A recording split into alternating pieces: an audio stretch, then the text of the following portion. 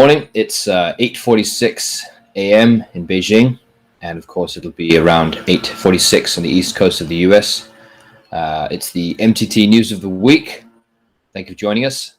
This week we don't have Jin with us. He had an emergency meeting to attend, so he will be back with us next week, I'm sure, for our episode of News of the Week. As always, we'll be covering the headlines as well as news from communist parties or workers' parties. Every week seems to be a busy week. There's always news to report. The world is a busy place. So the first stories we're covering this week will be obviously Omicron related. There's been lots of news related to coronavirus or Omicron, particularly about vaccine efficiency or efficacy, Then we'll be talking about obviously the election of Gabriel Boric, the Chilean new president, leftist, if you want to use that terminology. We'll also be talking about the Democrats having lost the sort of majority they needed for Build Back Better. The Ethiopian Civil War, we'll also be covering that. The fact that the Tigray rebels have announced withdrawal or stepped back, it seems. Israel also discussing potential attack on Iran in relation to the nuclear program there. Obviously, there's a huge typhoon, which has hit the Philippines. We'll be covering that. There's been some news also regarding the Chinese tennis player Feng and the sexual allegations that she's made. We'll also be talking about India, where there has been a project by Modi to bring fresh drinking water to all of the people of India. Sure. We'll also be looking at some pictures of Bagram Air Base. Bagram Air Base is the notorious air base in Afghanistan where the US operated from for more than 20 years, or for 20 years, let's say. Also regarding Afghanistan, we'll be talking about news from today relating to the release of aid. A door has been opened. Sanctions have been lifted somewhat in relation to Afghanistan, and we'll cover that too. Of course, with the new German Chancellor Scholz, he had a call with Xi, so we'll be covering that too. And then, of course, we'll also be covering news from communist parties. We'll be mentioning the CP of Swaziland, the Communist Party of Swaziland. They've had a great summer school, and there's some really good footage of that, of some of the singing and dancing and speeches that they've been making out down there in Swaziland. So we'll be talking about that and releasing some of the statements. The South African Communist Party also released a statement on the 60th anniversary of Ubuntu Sizwe. So we're talking about that. And also some more interesting news, or some more peculiar news, let's say. A British court having ruled that the Dubai ruler's wife has won a legal dispute, and a divorce payout was given, or has been given, or will be given, I should say. Also some stuff about NFTs, and finally some fun about a Chinese lookalike to Elon Musk, which we'll show you some pictures too. And that's it. Those are the stories we are going to be covering. So let me just check everything's fine here. Yes, great. Okay, cool. So the first story, yes, let's go straight into Omicron. So, so the first story that we've read, this is from the New York Times on the 19th of December, so 3 or 4 days ago, talking about vaccine efficacy. Okay, so there's obviously enough cases now, and it's been long enough now for Omicron sort of testing of people that have Omicron to see how effective the vaccines are against them. Now, a growing body of research from the New York Times says that basically they are saying the Chinese and Russian, as well as also AstraZeneca vaccines, are not effective against Omicron. So that's Chinese, Russian, as well as the AstraZeneca, Oxford AstraZeneca, and Johnson & Johnson, sorry, I should mention, are seen as being not effective against the new variant, which is obviously a disaster because of the fact that the majority of people's vaccination in the world has been with those. The Chinese vaccines, Sinopharm and Sinovac, make up a huge number of vaccinations, particularly in China, but also in places like Turkey and Serbia. And of course, Russia, its vaccine has also been used in Africa, as well as China, the Chinese one also being used in Africa. The good news is that the vaccine still does reduce fatality rates. So fatality rates are not going up, but you can still get infected. So this is not very good. The reason for the difference between the Chinese, Russian, AstraZeneca, and Johnson & Johnson vaccines and the Moderna and Pfizer vaccines, why Moderna and Pfizer are still somewhat effective against Omicron, although they're only effective with a booster. And a booster is kind of a revaccination if you think about it. So the reason that they are stronger and the others are not able to fight Omicron as effectively is because of the means by which the vaccine works. So Pfizer and Moderna are an mRNA type of vaccine, whereas the Chinese, Russian, and as well as AstraZeneca and Johnson & Johnson are not. However, those ones are easier to transport and can be produced at a much cheaper rate too. So pros and cons. However, that's the news, at least for one story from the New York Times. Following on from this, there were 100,000 cases in one day in the UK, which is record-breaking stuff. It's a lot of cases in one day. So obviously the UK is weighing up whether they want to impose lockdowns. I know that the New Year's Eve party for, I think, Trafalgar Square has been cancelled. So yes, and also bear in mind that 100,000 cases in one day. The day before that, you're talking about 80,000 or 90,000. So it's not like we just have one day. So over the course of the next 10 days, or the course of the 7 weeks, or the 7 days preceding, we're coming up to hundreds of thousands of people getting cases, and then of course millions will be infected if this rate keeps up. So it'll be interesting to see whether the health system can cope with that, and we'll see the true efficacy of the vaccines as to seeing if we can hold back on the fatality rate, so not fertility rate. Okay. Other news, though, in relation to this is, of course, also from the New York Times. This is yesterday, saying that Biden's plan, according to scientists, is insufficient. So Biden plans to release funding for over a billion testing kits, and they will be free home testing kits. But scientists are saying that it's still not enough. There still are lots of public health concerns whether the healthcare system can hold against such a big wave coming over December and into January. However, the silver lining to this, obviously there's been a number of stories about Omicron for the last week. Bad news regarding the vaccines and the effectiveness of most vaccines, but some good news in terms of the severity. So, sorry, 1 second.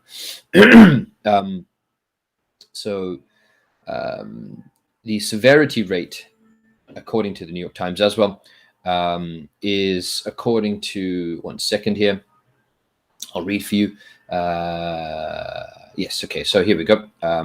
Two new studies suggest that Omicron infections more often result in mild illness compared with previous variants of the coronavirus, offering hope that the current surge may not be quite as catastrophic as feared, despite skyrocketing caseloads in much of the world. The research conducted in Britain and released on Wednesday indicated that Omicron is less likely to put people in hospitals. Quote, "What you've heard is a qualified good news story," Dr. Jim McManaman, Incident Director for COVID-19 at Public Health Scotland, said at a news briefing at which he and colleagues presented data gleaned from Scottish hospitals. So while the results are heartening, Dr. McManaman and other experts still warn that hospitals could be flooded with Omicron cases because the variant transmits so much more than previous ones. So they reported that Omicron infections are associated with a 2/3 reduction in the risk of hospitalization compared to the Delta variant. Okay, so there's your statistic there. So they're saying, according at least to the Scottish doctor and his colleagues, that Omicron will be 2/3 a reduction of 2/3 in the risk of hospitalization, which is good news. Silver lining. Okay, but yeah, that's our news for Omicron. Or at least for now. I'm sure we'll probably mention a bit more later. However, let's move on to the election in Chile. So let me grab this article here for you. 1 second.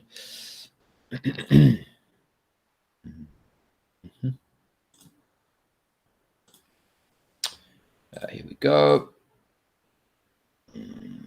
Okay, can you see that? Let's just see if you guys can see that. Yeah, I assume you can see this. Let me just double check that. Okay, there we go. So Gabriel Boric. Okay, so who is Gabriel Boric? Let's take a look. Let's read what the Guardian has to say about Gabriel Boric. So there was an election in Chile, of course, and Gabriel Boric won. And now there are different voices and different opinions on who Gabriel Boric is and his politics. So in the mainstream, or maybe on Fox News, or something a bit more right-leaning, he's being described as a leftist, a communist, maybe a socialist. But if you read some of the commentary from communists and socialists and whatnot, they won't describe him as being so radical. In fact, maybe a bit more left of center. So let's see again what the what the Guardian has described him as. Okay, so we have got some good quotes, some good sound bites here from this. So this is from Mr. Boric, let's say, who's 35 years old, bear in mind, so quite young. He's got a nice little quote here where he says, "Chile was the birthplace of neoliberalism, and it shall also be its grave." Okay, he shouted from a stage the night of his primary win, his forearm tattoo peeking out from beneath a rolled up sleeve. So he is a 35-year-old former student leader, student activist, let's say, with a tattoo on his arm. So I guess he's not from the political class or the sort of polished corporate politician type, perhaps. So, of course, Chile, of course, if you don't know, used to have a dictator called General Pinochet. And yes, in 1973, overthrew Salvador Allende, an elected leader of Chile, a Marxist, self-described Marxist leader. And along with the help of the US, Pinochet crushed and killed Allende and that movement, that socialist or Marxist-inspired movement, back in 1973. And then with the help of American economists, if I'm not mistaken, it was from Chicago, flew in and invented this thing called neoliberalism, the policies and the sort of, the policies of neoliberalism, privatization, austerity, all of these kinds of things. That's where neoliberalism started. So yes, he's saying we must make Chile its grave. It was born here, it will die here. Let's read some more about what he has to say. So let's see. "I feel like an inheritor of the long trajectory of those who from different places have tirelessly sought social justice." So let's read his backstory here. Boric was born in Punta Arenas in 1986 and is fiercely proud of his home region, Magallanes, below the Patagonian ice fields. In 2011, as he entered the final year of his law degree, Boric became a leader of education protests across the country, in which thousands of students took over their campuses and faculties across a long, cold winter, spilling out into the streets to demand free, high-quality education for all. The protests were quelled with a modest compromise, allowing some students to study for free. Several of the movement's young leaders later ran for office and joined the country's Congress or took up positions in local government. Boric never completed his degree, instead winning election to Chile's Congress in 2013 and serving 2 terms as a deputy, becoming one of the first congresspeople to come from beyond Chile's 2 traditional coalitions in the process. But since narrowly losing the presidential first round to Jose Antonio Cast, a far-right supporter of General Pinochet, he has moderated his program markedly, appealing to the centrist voters who have now propelled him into La Moneda. And like his firebrand days at the front of the marches, Boric is now neatly groomed, humble, and serious. While he often wears a smart blazer covering his tattoos, his girlfriend, Irina Karamonos, joined him on stage on Sunday night after the results. He has pledged to decentralize Chile, implement a welfare state, increase public spending, and include women, non-binary Chileans, and indigenous peoples like never before. But it is Boric's ultimate goal of extricating the country from the binds of Pinochet's dictatorship that will define his legacy. The next 4 years will see this process begin as the 2011 student generation led by Boric take on an even more important role than before. Okay, so there we go. That's the description we get, a basic description of Boric. I just can't help but sounds that the name sounds a little bit like Baldrick, if anyone knows Blackadder. So yeah, but nonetheless, 35 years old. He actually has been in politics then, so I have to correct myself there. I assumed that he was an outsider. Maybe he was a few years ago, but he's been in Congress, in Chilean Congress. So yeah. So maybe not as radical nowadays. Yeah. So anyway, that's the Chilean election. Let's move on to some more news. We'll see what your comments are. I'm intrigued to see hear what people's thoughts are on that one.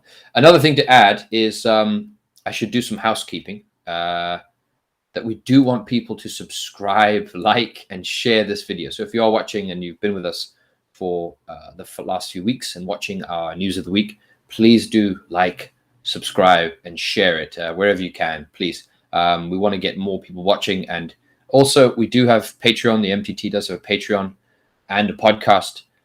So if you can go and find those, the podcast is on SoundCloud or Apple, wherever you can find your podcasts, basically. And we've just released our Afghanistan series.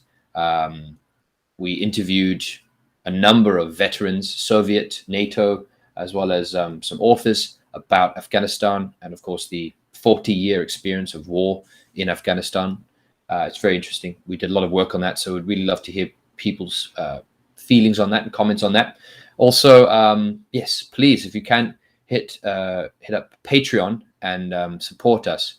That would be wonderful, because as you've seen, we do have to pay for a lot of subscriptions for the news. So New York Times, Financial Times, these things aren't free. Okay, so if you're watching this and getting the news from this, perhaps you can consider supporting us on Patreon so that we can fund those subscriptions, those expensive subscriptions. Believe it or not, Financial Times, $40 a month subscription. Okay, if you're a person, as opposed to a student or a body or something like that. But anyway, yeah, let's continue.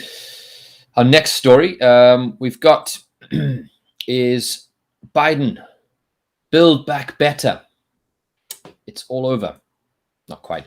So the Build Back Better program, if you don't know, is Biden's flagship policy. Okay, so this is the big policy that he kind of has thrown his weight behind, let's say. Build Back Better. Okay, but this has all been thwarted. Okay, so it's now dead, according to The Nation. So this is The Nation, an American, I suppose, liberal, leftist, I don't know. Let's say liberal paper. Okay, so it's dead in its current form. So after months of negotiations, during which the initial $6 trillion proposal slowly shrunk to $1.7 trillion over 10 years, Senator Joe Manchin went on Fox News last weekend to deliver the final blow. He says, "I cannot vote to continue with this piece of legislation. I just can't. I've tried everything humanly possible. I can't get there," the West Virginia senator told Fox News Sunday. Okay, so Manchin has rejected the Democratic Party's climate and poverty alleviation legislation. Comes at a dire time. Most Democrats and political observers considered this the last best chance to take on the climate crisis for a decade or even a generation. If Build Back Better is truly dead, it would make it possible for the United States, the biggest carbon polluter in history, to meet its emissions reductions goals. And the inability or unwillingness to improve working people's material conditions will almost certainly doom Democrats in the midterms, which tend to swing in favor of the minority party. Okay, I'm not going to read the entire article, but obviously lots of comments saying that this is a disaster, this is a betrayal, this is terrible. Joe Manchin has become the new Mitch McConnell, Bowman said. Jamal Bowman of New York. Okay. Yeah, so Another little commentary that I think I will add is that the nation says that most Democrats are unwilling to reflect on the strategic errors they made along the way. During a call with reporters on Monday, Representative Pramila Jayapal, leader of the Congressional Progressive Caucus, said she had no regrets over Progressives' decision to decouple Build Back Better from the bipartisan infrastructure bill, giving up their primary source of leverage and relying on Manchin's word alone. Quote, "This is a question that I've gone over in my head a million times," Jayapal said. And I can tell you, I don't, because I really believe, and these are all tactical judgments that you have to make in the moment. But what I now believe, seeing what Senator Manchin did yesterday, is that I don't believe that the senator actually wanted to pass Build Back Better. Okay. Yeah, this is I think we should have some commentary from this next week, because this story is not over. I mean, obviously, the Build Back Better policy is big. It's a flagship policy of. Sure, we've got some guests. We've got Eli from the Ace Frank show.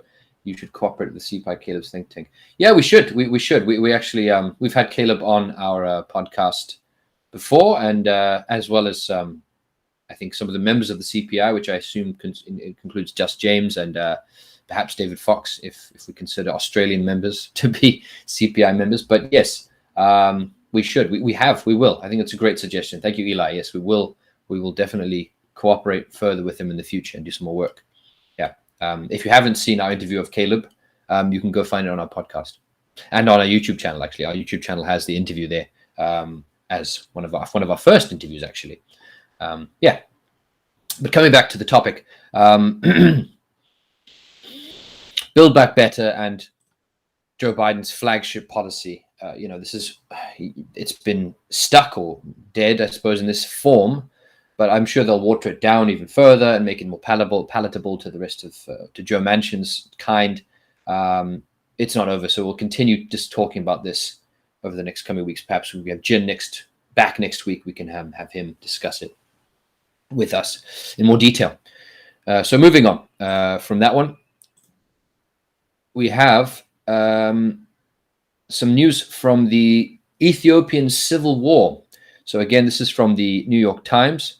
Now, if you haven't been following that, we have had what has been correctly called a civil war in Ethiopia now for a year, actually. But there's been a moment of change, a tactical, or maybe we should say strategic change. Apparently due to the usage of drones. So Turkish, Iranian, and drones from the UAE have given the advantage to Prime Minister Abiy Ahmed against the Tigrayan rebels. So let's see what they say about this. Nairobi, Kenya. After Ethiopia's embattled Prime Minister pulled off a stunning military victory earlier this month, reversing a rebel march on the capital that threatened to overthrow him, he credited the bravery of his troops. "Ethiopia is proud of your unbelievable heroism," the jubilant leader, Abiy Ahmed, told his troops on the battlefront at Kombolcha on December 6th. "You were our confidence when we said Ethiopia would never lose." In reality, the reason for the reversal in Mr. Abiy's fortunes was hovering in the skies above. A fleet of combat drones recently acquired from allies in the Persian Gulf region and elsewhere who are determined to keep him in power. So over the past 4 months, the UAE, Turkey, and Iran have quietly supplied Mr. Abiy with some of the latest armed drones, even as the United States and African governments were urging a ceasefire and peace talks, according to 2 Western diplomats who have been briefed on the crisis and spoke on condition of anonymity. Okay, so the motives, according to the New York Times, obviously the suppliers, they wanted to make money to get an edge in a strategic region and back a winner in the spiraling conflict. Okay, so that's obviously why the Turkish, UAE, and Iranians have supported the leader, Mr. Abiy. There's some footage here. We can look at some pictures. Ethiopian troops and military equipment as they move north towards Kombolcha. So remember that a few weeks ago during the civil war, the Tigray rebels were close to the capital. They were on the verge of taking the capital. And I know that the BBC had reported images of people, men, being told to pick up any weapon they could find, plows, shovel, hammer, anything, to go, and then loading them into trucks and sending them to the front to go and fight the rebels. So it was quite desperate a few weeks ago. I don't think the extent to how close things were to falling in Ethiopia in terms of the government's falling. I think that's not been perhaps given the weight that we were at. The point of that conflict was pretty close to collapse. The government nearly fell, I would say, closer than we think. Yeah, some more images here of soldiers and residents heading north. Okay, soldiers heading north and being greeted by Ethiopians there. Okay, and here's one of the drones. Okay, so this is a Wing Loong 2 armed drone in an air show in China. Okay, the UAE has given similar Chinese drones to Ethiopia. So, okay, so this is a Chinese drone that the UAE gave to Ethiopia. Okay, so a bit of an interesting combination: a Chinese drone to the UAE, and the UAE then has given it to the Ethiopians. Okay, so I think let's just read here. So the Emirati strikes stopped in January after President Biden came to power under pressure from Washington, but they have resumed in recent months, largely in the form of the latest Chinese-made drones, the officials said. The Emirati drone strikes under the direction of the National Security Advisor Tahnoun bin Zayed Al Nahyan appear to be a snub to American diplomatic efforts to end the war. American officials say they are trying to draw the UAE into peace efforts as an ally, but that cooperation is limited. In a meeting with the United States regional envoy Jeffrey Feltman earlier this year, Sheikh Al Nahyan denied that his country was shipping weapons to Ethiopia. An American official with knowledge of the meeting said, by contrast, Mr. Abai's dealings with Turkey have been relatively open. He signed a military pact in August with Turkey's President Recep Tayyip Erdogan, whose Bayraktar TB2 drone played a decisive role in Azerbaijan's victory over Armenia in Nagorno-Karabakh. It is manufactured by a company run by Mr. Erdogan's son-in-law. Turkish drones are attractive to many African countries seeking battle-tested, relatively cheap hardware with few strings attached. Quote, even in Africa, everywhere I go, they want UAVs, Mr. Erdogan boasted in October after a tour of Nigeria, Togo, and Angola. Okay, drones are also known as UAVs, that's right. Okay, so after Bayraktar drones appeared in Ethiopia recently, Turkish officials insisted the drone sale was a purely commercial activity. Defense and aviation exports to Ethiopia rose to $95 million this year, up from $235,000 in 2020. The Turkish Exporters Assembly reported. Okay, so I'm not going to read any further of this article, but a couple of interesting things, and I think the journalists from the New York Times have already commented on this, is that, yeah, these drones were the same drones that were given to the Azerbaijani side during the conflict, the Nagorno-Karabakh conflict. So when Armenia and Azerbaijan had a conflict, these drones were quite a deciding factor. They were able to destroy tanks. They were able to destroy lots of the conventional capabilities that Armenia has. Some of it is sort of Soviet-era technology, tanks and artillery and how they organized things. And these drones were giving an edge that really tipped the conflict in their favor. So that's one element of this. The other element of this, I think, that's worth commenting is that the Turkish government under Erdogan are basically beginning to pursue quite a strongly independent foreign policy. This is an example of it, Ethiopia, where, of course, the US is trying to do one thing, the Turkish are choosing to do their own thing and sell drones. If you consider Libya too, the Turkish have also had an independent foreign policy there, which has gotten them into trouble, being NATO members and being somewhat EU members. Has gotten them in trouble with the US, with the UK, with France, with other NATO members. And of course, its integration with Russia, the S-400, and all of that, that's also given them gotten them into a lot of trouble with the West. So it's interesting to see another example of that independent Turkish foreign policy.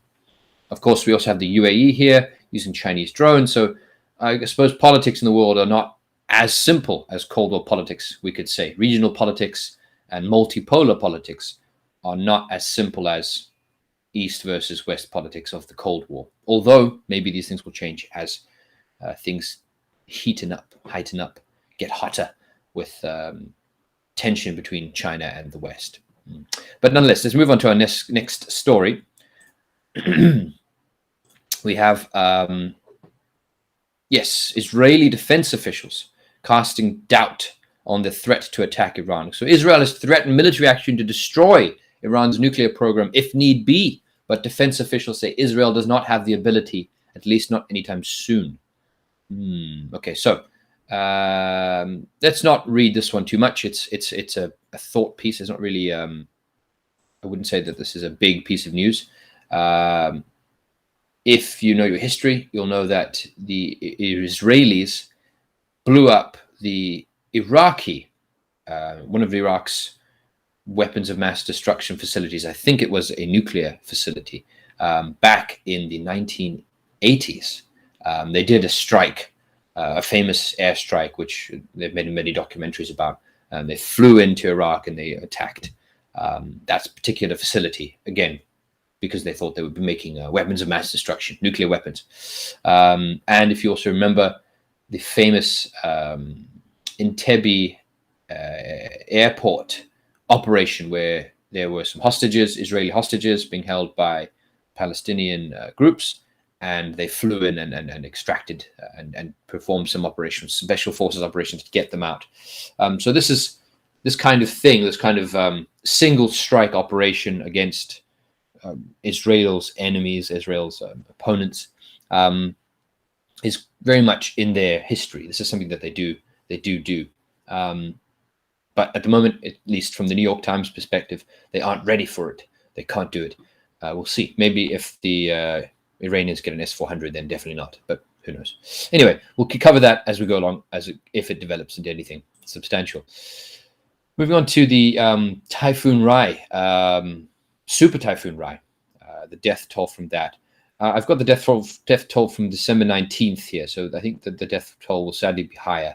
It was more than 200 people on the 19th, so I'm sure it's a lot higher than that. This obviously is Super Typhoon Rai, which was in the death toll is obviously from the island province of Bohol in the central Visayas region, which is obviously a tourist destination. There's lots of missing people. The typhoon made landfall on Thursday, so last week Thursday, and it was very powerful. It was Category 5, comparable to a Category 5 hurricane. Obviously, hurricanes are called typhoons on that side of the world.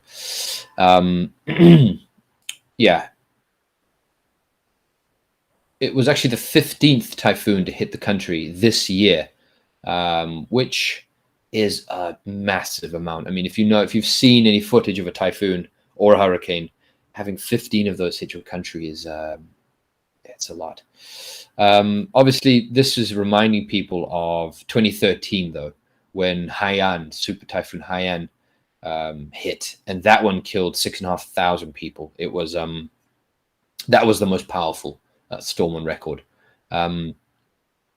and really, really decimated the country.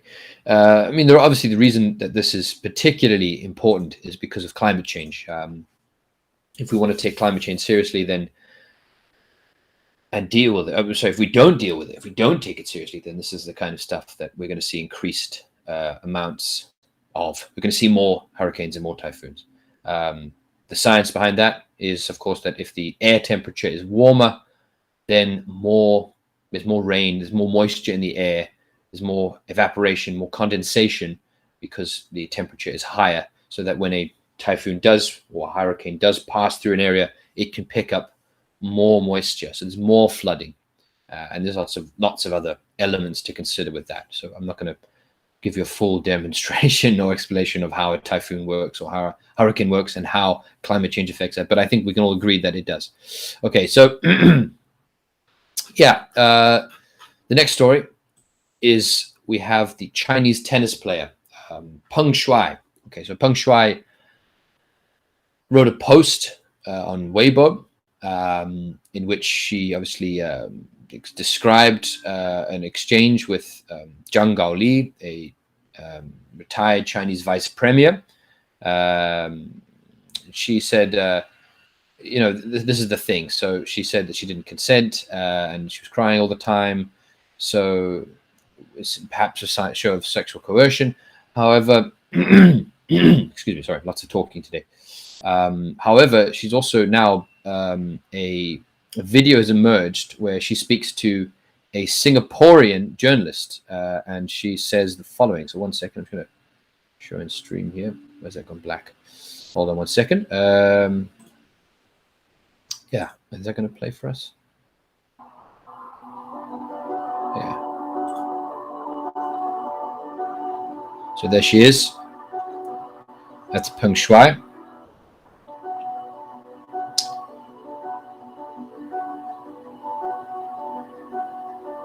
And during this video, I'm not going to play the whole thing.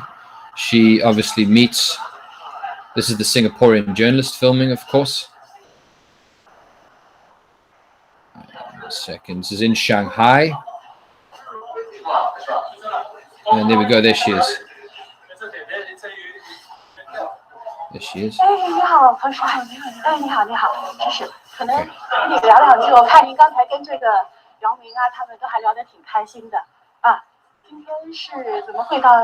So obviously not everyone speaks Chinese. In that interview, the Singaporean journalist asks her to, she asks her some questions about the allegations she made and what's going on. And Feng Shui is pretty strong. She says, first, I want to stress a very important point. I never said or wrote that anyone sexually assaulted me. There have been many misunderstandings by everyone, she said of her initial post on Weibo. Okay, so, and then she also said, in terms of there's allegations from Western media that she's been under house arrest, that she's been forced to make statements against her will, and she said, "Why would someone watch over me? I've been free all along." And what I think what's interesting here is that we're seeing a sort of football where her words initially, where she said stuff against the Chinese government, not Chinese government, but against this individual, allegations of sexual misconduct, those words are kept and maintained. And from Western media, that's the only thing that happened. The fact that she's now said something else, her following words, and also the fact that she's now given an interview to a Singaporean journalist and refutes that, those words don't mean anything. So now her voice matters here, but it doesn't matter over here. So I guess it's just picking and choosing, perhaps we could say. But I guess the counter argument is that, of course, she's under some form of coercion. So those aren't her real opinions. And I guess we'll never know. perhaps we'll know in a few years. Anyway, so that's obviously following some of the story or controversy around this story of Feng Shui. India. So India has a project under Narendra Modi to bring taps, water, drinking water to all of the people of India, as many as they can. So I'll just put the article up here for you so you can read it too.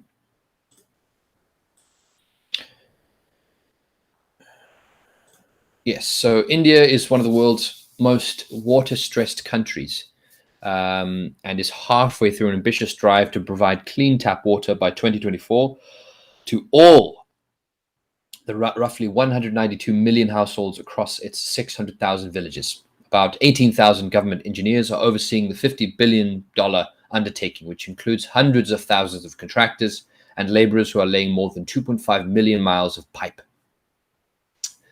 This project is obviously a big one for Modi, and he's obviously slashed red tape and pushed aside political divisions to see it through. Okay, so this is obviously a very big policy to keep his popularity, to keep him popular in India. And he has remained quite popular, apparently, even though the economy is weak. And of course, he did bungle the initial response to the coronavirus. And of course, I mean, there's a lot of criticism that has been made against Modi. Hindu nationalism would probably be the biggest one.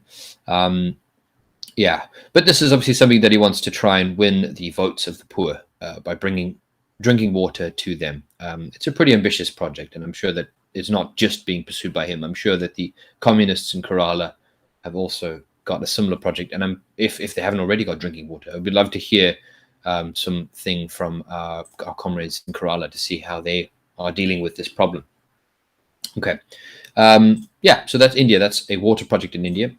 Next, we're going to be talking about the abandoned airbase. So now this has got some great imagery. So a photojournalist, and I will give him his due here, managed to go and visit the Bagram airbase. His name is David Gutenfelder. He took a tour of the prison with some Taliban guards. So let's take a look at some pictures. Let's look at what this looked like. It's really, really fascinating. So I'm just going to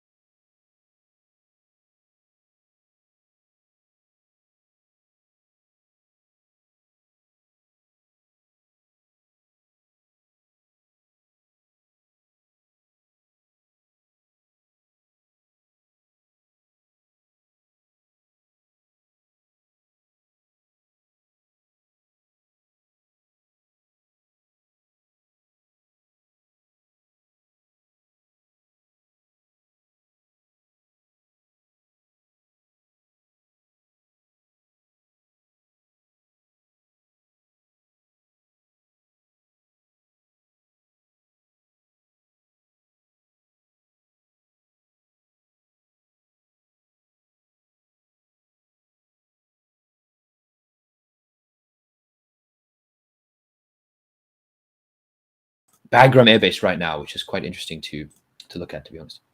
Next story, which is also related to Afghanistan, is relating to humanitarian aid. So since the Taliban took over, Afghanistan has been under economic embargo. So there's been sanctions. Now, as of yesterday, the 22nd, Biden has allowed aid to flow into Afghanistan. So the measures which he's imposed, which is open perhaps, exempt aid groups from stringent economic sanctions that were imposed against the Taliban before they seized control of the government and have been strangling Afghanistan's economy under its leadership. But diplomats and activists said that easing the restrictions might not be enough to secure the country from what one UN official on Wednesday called shocking need and suffering. Okay, so basically, people through certain loopholes can apply for a license to send money to Afghanistan, whether that's personal people sending personal remittances or an aid agency. And it is allowed to go to individuals related to the Haqqani network or the Taliban. So at least some money will be coming to Afghanistan, to people there, from Afghans and from other organizations too. But the big one here, which I think I've heard Vijay Prashad also mentioned this, is that the foreign currency reserves held by the US, the Afghan foreign currency reserves held by the US, need to be released. It is Afghanistan's money. And the situation there is dire, pretty dire, in terms of food security and medicine and everything that needs you need to run a society. So there's no point sending in aid when they have their own money locked away in the reserves in the US. We should be releasing that. Pretty terrible otherwise. Okay, so talking about Schulz and Xi. So Schulz is the new chancellor of Germany, and he had a phone call with Xi. This is from the Global Times. 1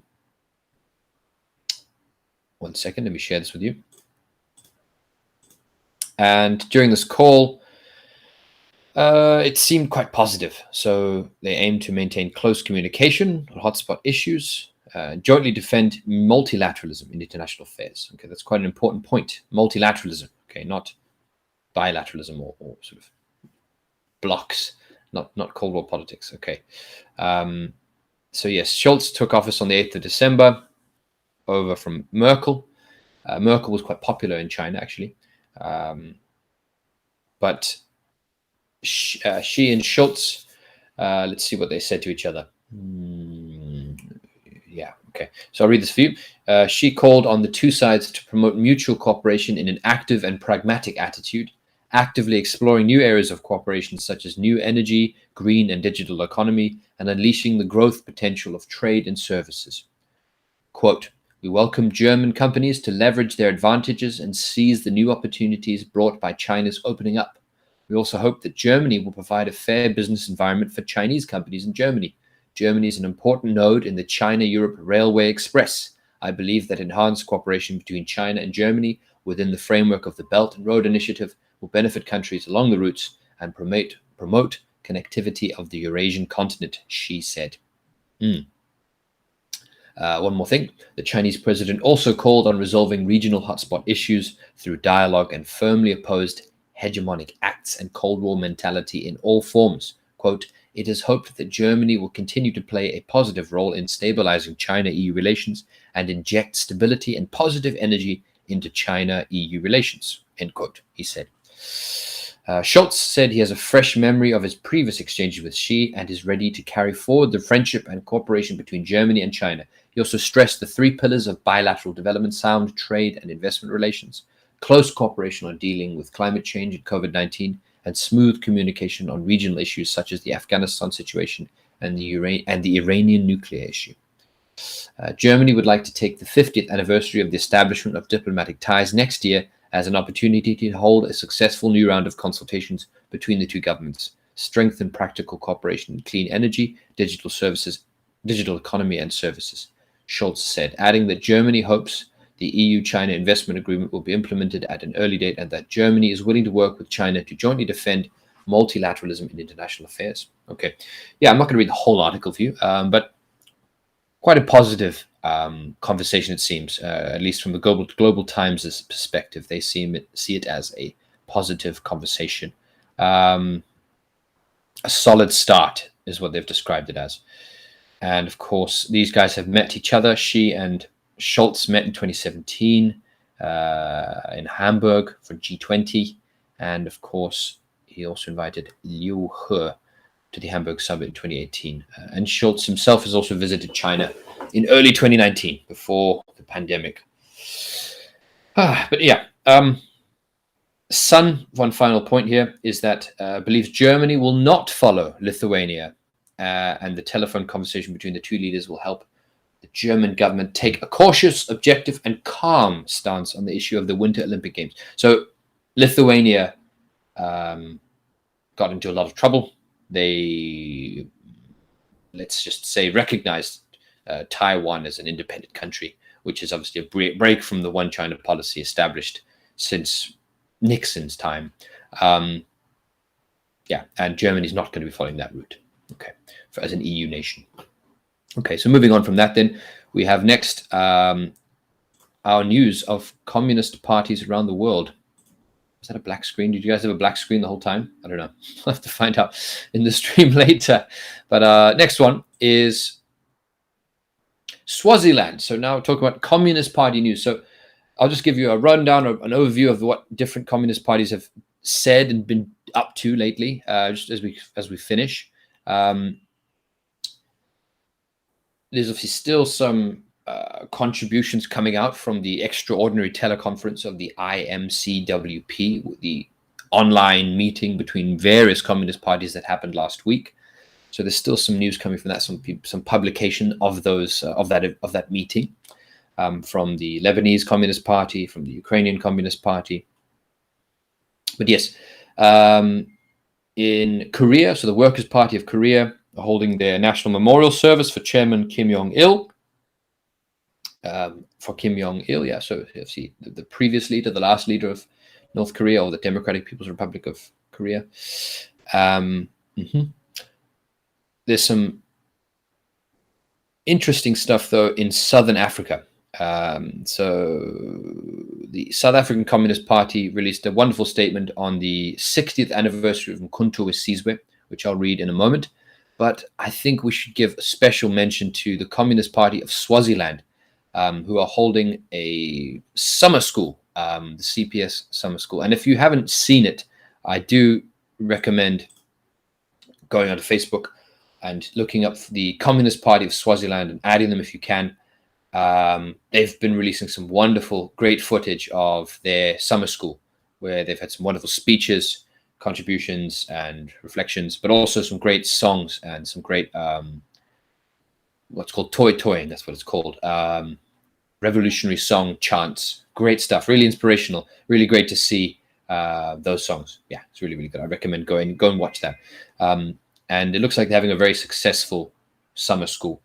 They've had some messages of solidarity from the nurses union in Swaziland, as well as the South African Communist Party, and particularly also from the Communist Party of the USA, sending them a solidarity message. If you're not aware, Swaziland is run by a monarchy. Actually, the name is now Eswatini. However, the Communist Party still calls itself the Communist Party of Swaziland. I'd love to have them on at some point to talk about that.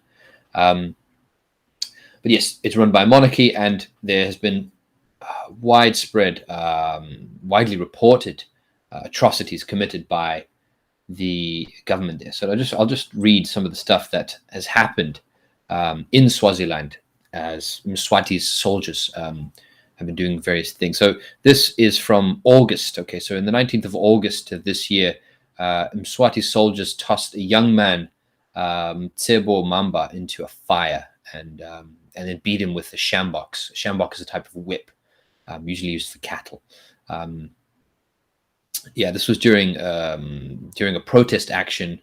They also, so basically, I mean, I'm not going to read the whole thing. They killed protesters. So this is in Swaziland. So obviously, this is why the Communist Party of Swaziland is having this summer school, because they have this program called the Democracy Now campaign, which has been running since 2019.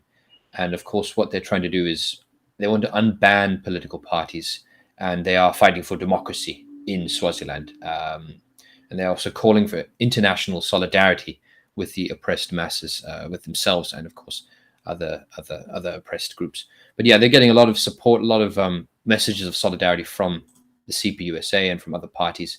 And yeah, we wish them all the best in their struggle, and they've got some really inspiring stuff going on there. So please take a look, and please go and, I don't know, like or send them a message or something. I don't know.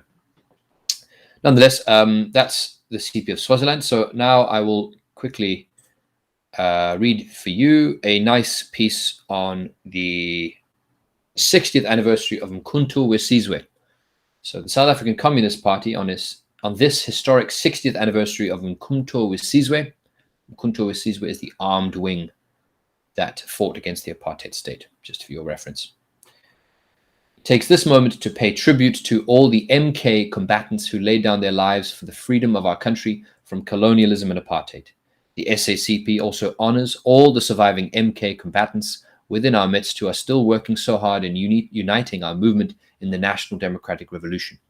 The MK was a joint army of the SACP and the African National Congress, formed on the 16th of December 1961. Much of its formative processes, such as the writing of its constitution, took place at Liliesleaf Farm, then the headquarters of the underground SACP. Along with mass mobilization, underground work, and international isolation of the apartheid regime, the armed struggle was one of the 4 key pillars of a struggle to defeat apartheid. By the time the MK was formed, the SACP had already undertaken acts of sabotage against the apartheid regime. As Nelson Mandela states in his autobiography, Long Walk to Freedom, these were designed by the armed struggle, networks that the SACP had already put in place. The experience of the SACP in the underground thus made a sterling contribution to the formation of the MK later. Among the many communist leaders who contributed to building the MK, we honor Michael Harmel, Moses Kotan, Yusuf Dadoo, Govan Mbeki, Ruth First, Raymond Mhlaba, Joe Slovo, Chris Hani, Linda Jaban, Mzala Nxumalo, Rika and Jake Hodgson, whose small flat in Hillbrow was used to produce explosives for the 1961 sabotage campaign, and many others, all of whom played various roles in strengthening the MK. As Nelson Mandela states in The Long Walk to Freedom, pre-existing SACP armed struggle networks and their experience were key in the foundation of the MK. Due to the experience of the SACP in the underground, communists were among the first to volunteer in the MK as soon as the decision to form it was made. The SACP is thus proud of the contribution of many communists within the ranks of the MK in our struggle against the apartheid system. While this is an important moment for all of us to salute our cadres, women and men who served in MK, it is also an opportunity to reflect on the long struggle to end class exploitation and systematically eliminate inequality, including racial, gender, and spatial development inequalities and poverty. Putting people first must underpin these processes of struggle, democratic transformation, and development. In paying tribute to the MK, the SACP expresses support and is part of for the process to unify MK veterans as a key component of rebuilding our movement. MK veterans must not be involved or involve themselves in dividing our movement. Instead, they should work to unite the movement, uphold the revolutionary legacy of the MK to serve all the people, and secure the future of our movement by putting people before profit in all people's campaigns. The SACP also calls upon our movement to keep the legacy of the MK alive, not least in and through the arts and academic spaces. The MK's legacy would also be best preserved by uniting our democratic and peace-loving forces to strengthen the struggle to eradicate poverty, unemployment, and inequality, the associated crisis of social reproduction, as well as fighting for the end of the exploitation of one person by another, all anchored in putting people before profit.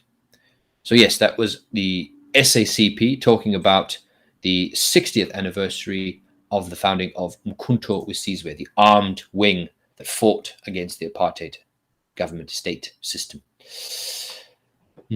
Okay, and the last pieces of news for us before we finish today. We've got 3 more light-hearted stories, let's say. First, British court orders Dubai ruler to pay £554 million in a custody settlement. So this guy's wife Let's see. Princess Haya bint Al Hussein and her 2 children fled to London in 2019. And here they are.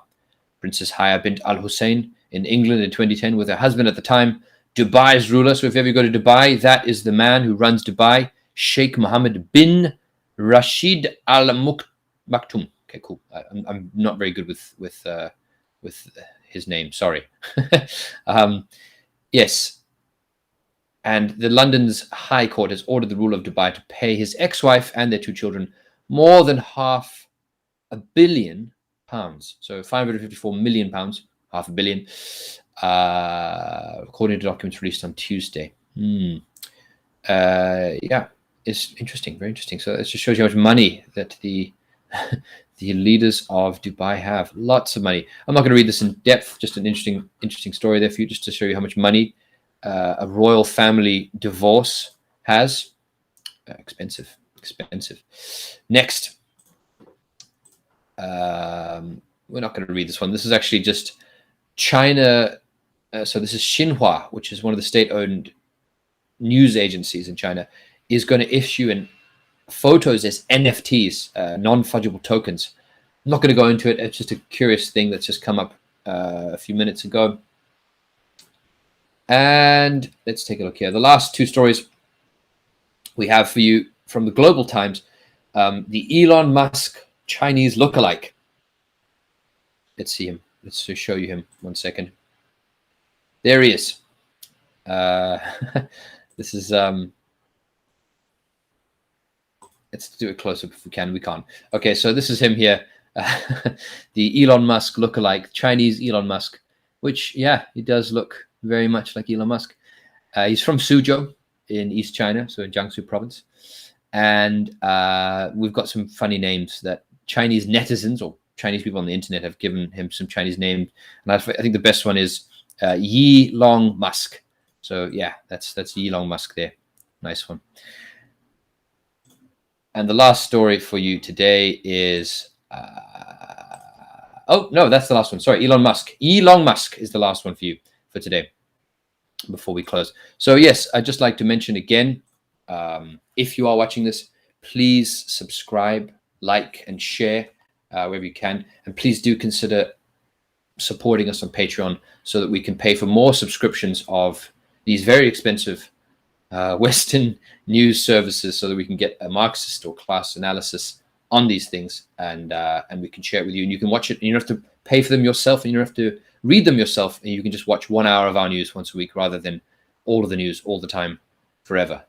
But yes, Jen will be back next week with us to add another voice to the pot, and we will also be having more guests coming on soon. We have some guests. We're working on some guests, some interesting guests. I'm not going to give you a sneak peek of who they might be, but they'll be good, trust me. Okay, but thank you very much for watching, and we will catch you the same time next week. Bye-bye.